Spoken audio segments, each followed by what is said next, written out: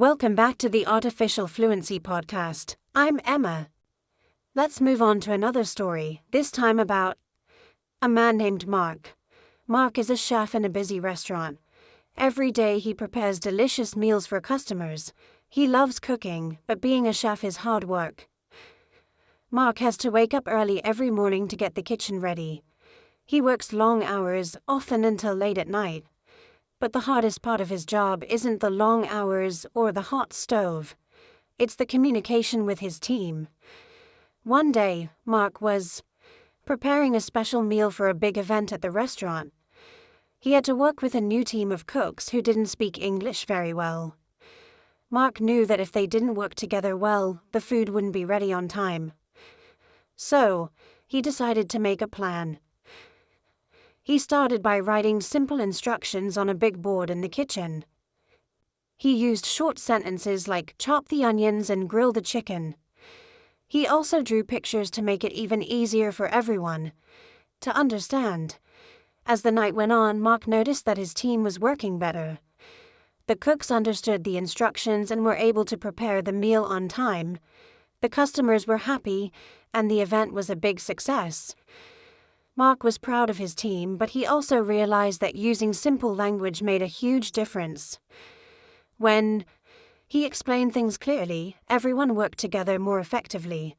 Mark's story teaches us that communication is key, especially in a team. Even if your English isn't perfect, it's important to make sure your message is clear. If you're learning English, you don't need to speak in complicated sentences. Simple sentences, short words, and even pictures can help you communicate better. Let me tell you another quick story. This one is about a woman named Helen. Helen runs a small shop where she sells flowers. One day, a man came into her shop and asked, "Can you recommend a flower for my wife's birthday?"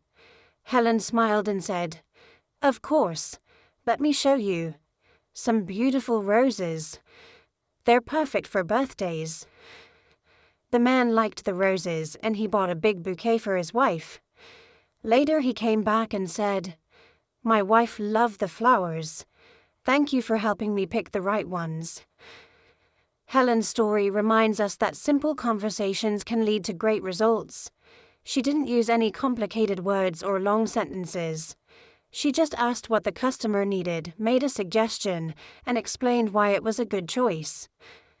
This is a simple but effective way to use English in real-life situations. Now think about how you can apply these lessons in your own life. How can you use simple, clear English to make your conversations better? Whether you're at work, at home, or talking to strangers, remember that being clear and helpful can make a big difference. Try to practice every day by speaking to someone in English, writing in English, or listening to English stories. The more you practice, the better you'll get. Would you like to hear more? Let's continue exploring more real-life stories and lessons. Let's continue with more real-life stories to help you improve your English listening and writing skills. These stories are simple, clear, and useful, just like the English you need for daily life.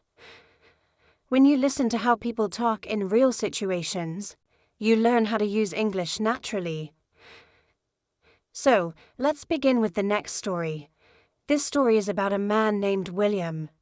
William works as a postman. Every day he wakes up early in the morning to deliver letters and packages. His job is not easy. He walks many miles every day in the hot sun, rain, or cold wind. But William likes his job because he gets to meet many people and see different places in the neighborhood. One day William received a package that had no apartment number written on it. It only had the name Mr. David and the street address. William thought, "There are many Davids living on this street. How can I find the right one?" He didn't want to return the package because he knew it might be important. So, he started asking people. After a while, a woman opened her door and said, "Yes, my neighbor's name is David. He is not home now, but I can give him the package when he returns." William thanked her and handed her the box. Later that week, the real Mr. David met William on the street and said, Thank you for going the extra mile to deliver my package. I really needed it. William smiled and replied, It's my job, but I also believe that helping people is always the right thing to do. This story shows the power of asking questions and speaking politely. William used simple English to ask for help. He was clear and respectful. This is a good example for learners. If you don't understand something or if you need help, don't be afraid to ask. Just be polite and use simple sentences. For example, you can say, Excuse me, can you help me? Or, do you know where this place is? Let's go to the next story. This one is about a woman named Emma. Emma runs a small bakery in her town. She makes bread, cakes, and cookies. Her bakery is very popular because she always greets her customers with a big smile and speaks kindly to them. People love going to her bakery not only for the food but also because Emma makes them feel welcome. One day, a man named Peter came into the bakery. He looked nervous. Emma smiled and asked, Good morning. How can I help you today? Peter said, I want to buy a birthday cake for my wife, but I don't know what kind she likes. Emma said, Don't worry, I can help you choose. What kind of flavors does she enjoy? Peter thought for a moment and said, She likes chocolate and strawberries. Emma nodded and said, Perfect. I'll make a chocolate cake with fresh strawberries on top. You can pick it up tomorrow. Peter was happy and said, Thanks you so much. You made it easy for me. The next day, Peter picked up the cake and gave it to his wife. She was very happy and loved the taste. A few days later, Peter returned to Emma's bakery and said, My wife said it was the best cake she ever had. Thank you, Emma replied. I'm happy to help. Come anytime.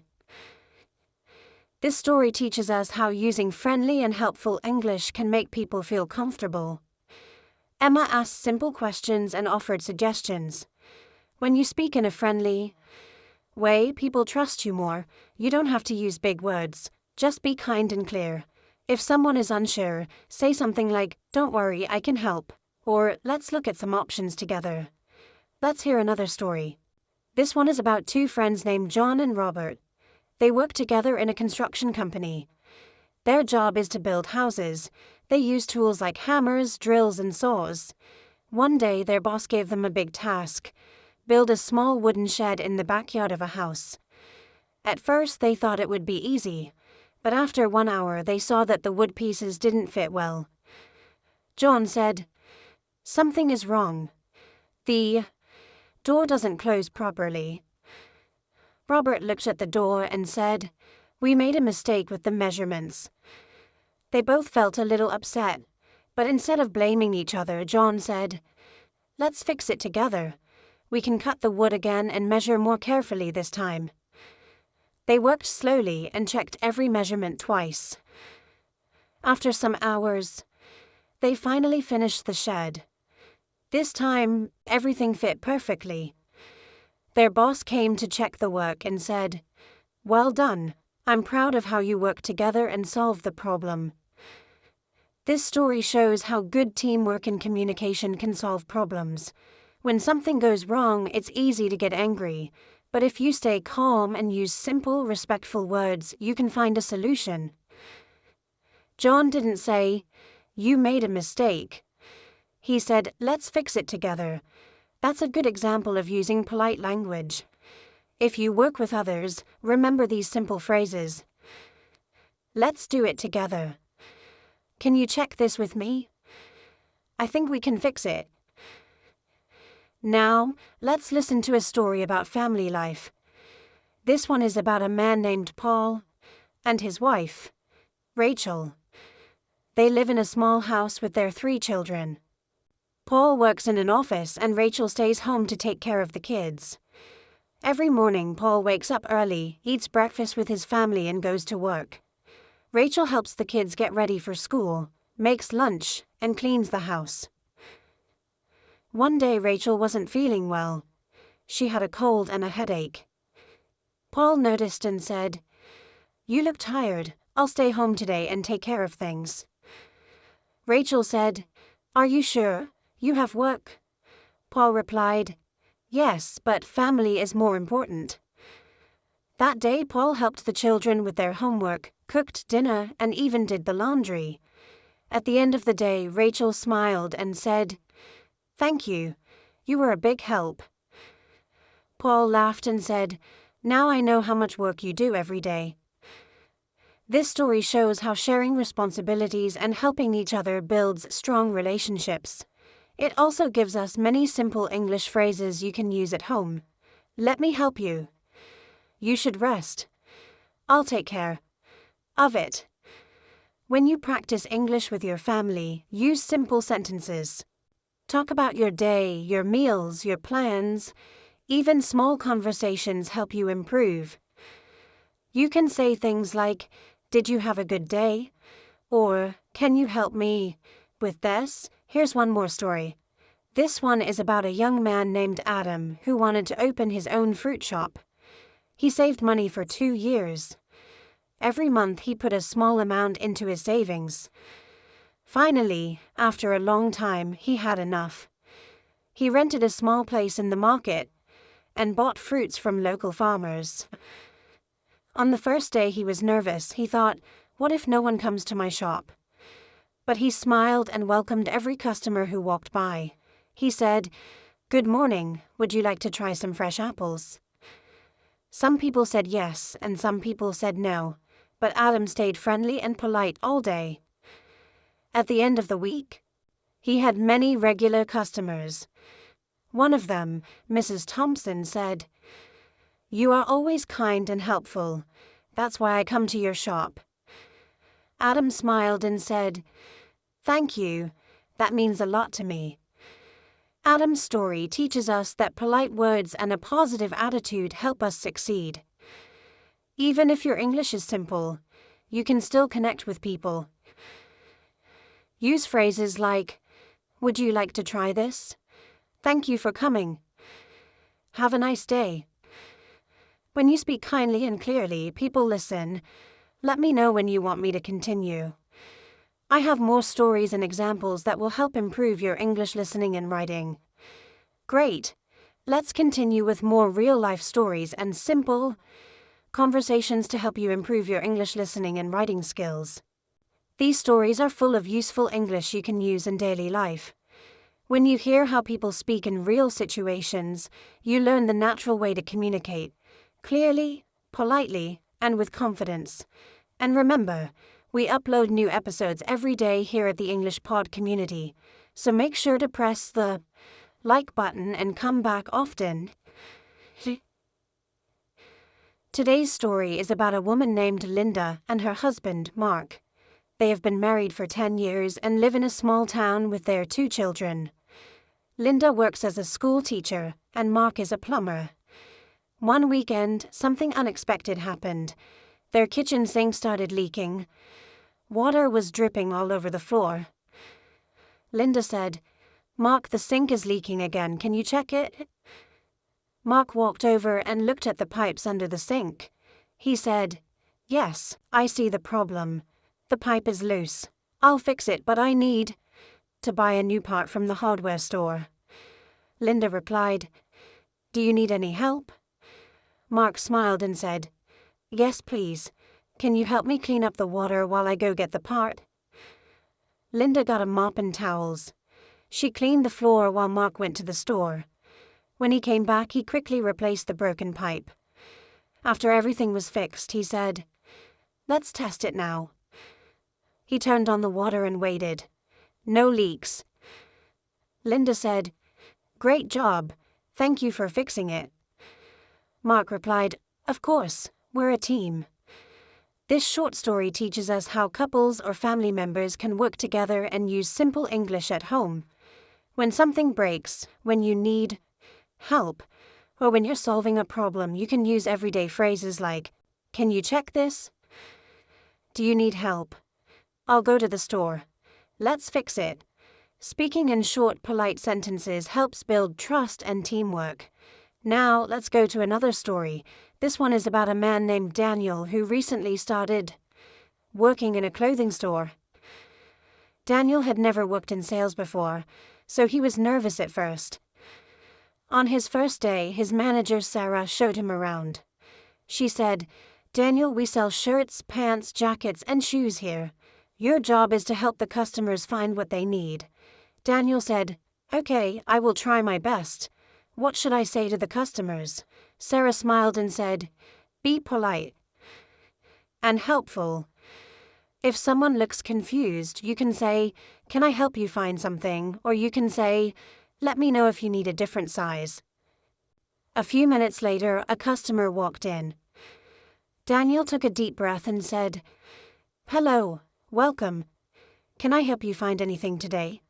The customer said, "Yes, I need a new jacket for work." Daniel showed him some jackets and asked, "What size do you wear?" The customer replied, "Large." Daniel picked a large jacket and said, "You can try this one on. There's a mirror over here." Daniel picked a large jacket and said, "You can try this one on. There's a mirror over here." The man tried it on, smiled and said, "This fits well. Thank you for your help." Daniel was happy and told Sarah, "I did it. The man bought the jacket." Sarah said, "Great job, Daniel. You used polite and clear English.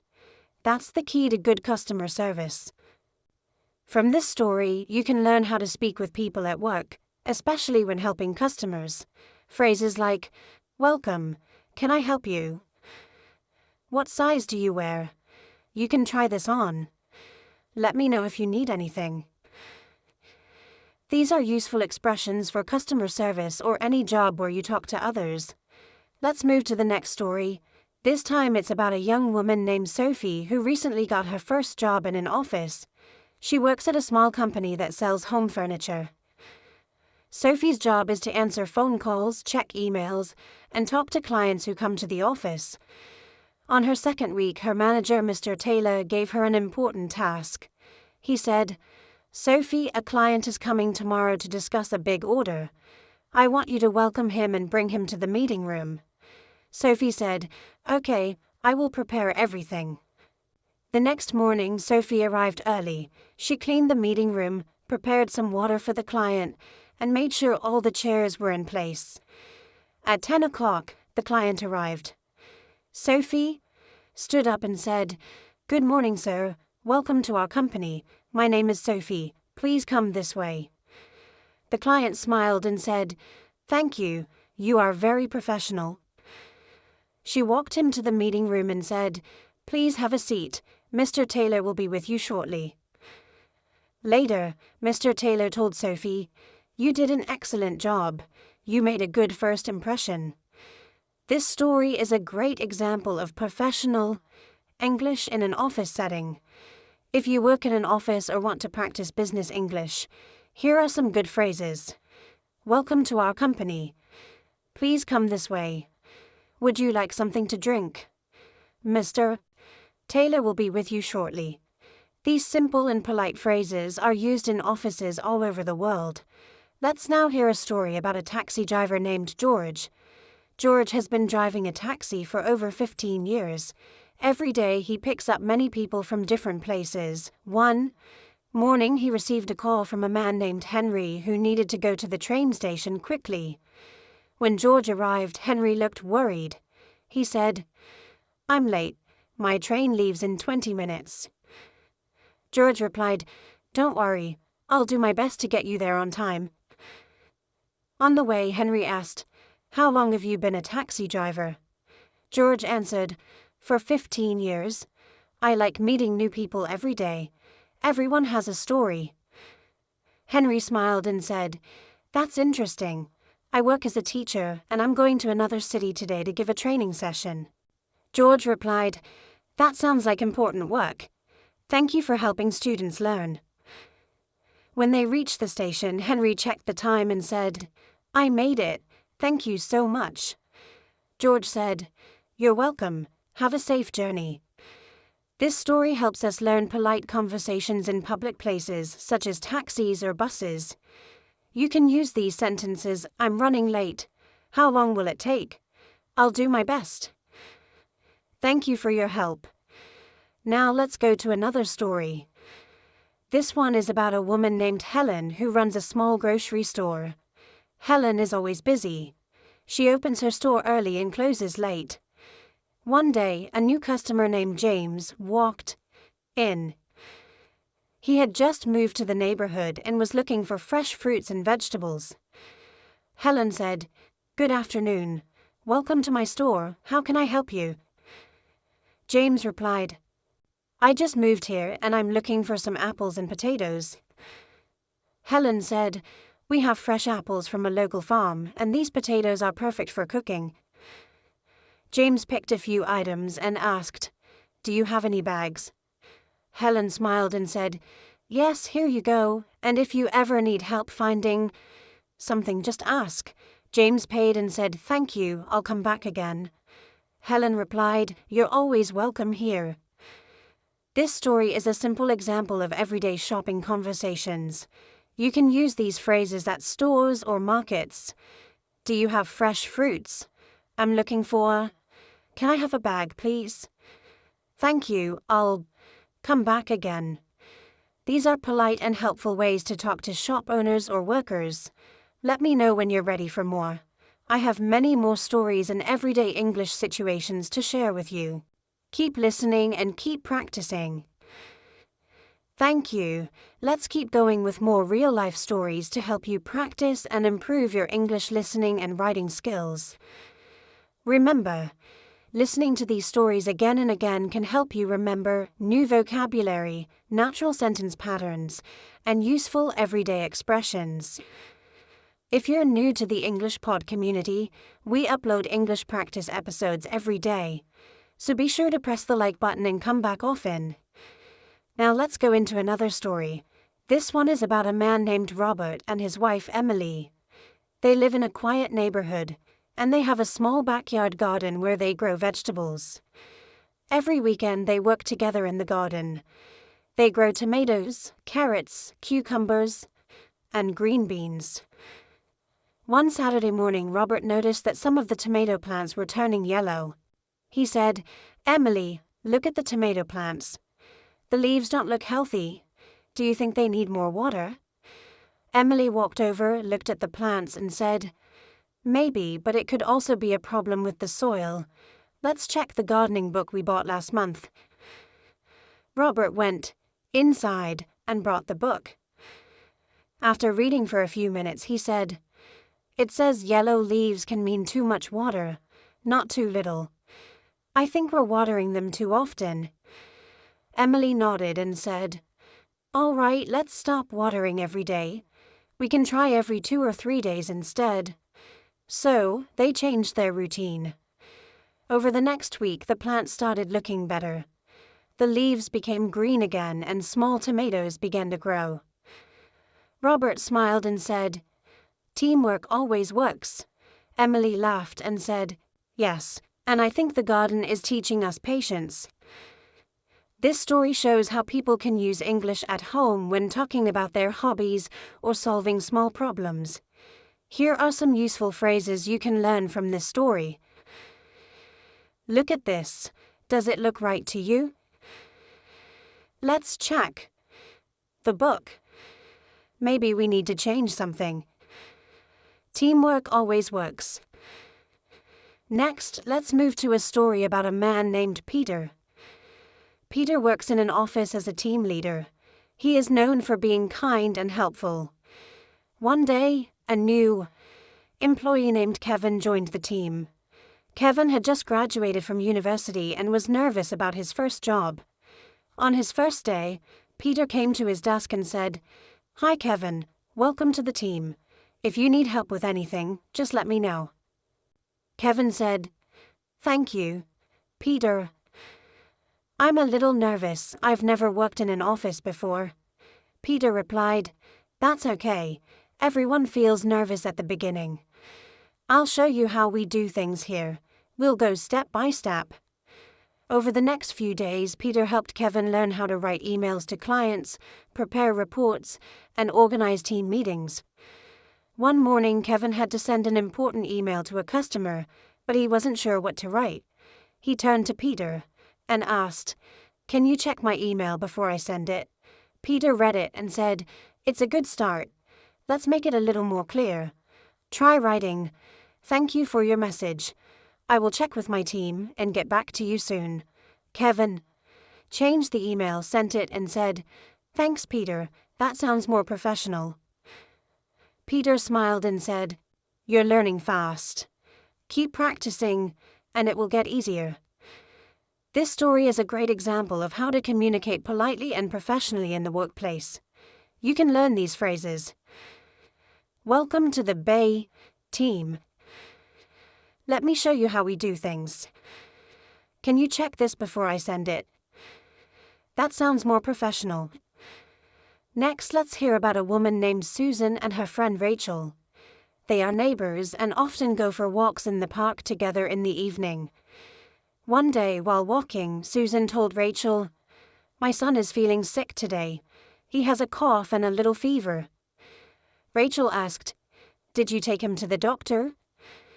Susan replied, "Not yet. I gave him warm tea and asked him to rest. If he doesn't feel better tomorrow, I'll take him to the clinic." Rachel said, "Yes, that's a good idea. Sometimes rest is the best medicine, but it's always good to check with a doctor if the fever stays." Susan nodded and said, "I agree.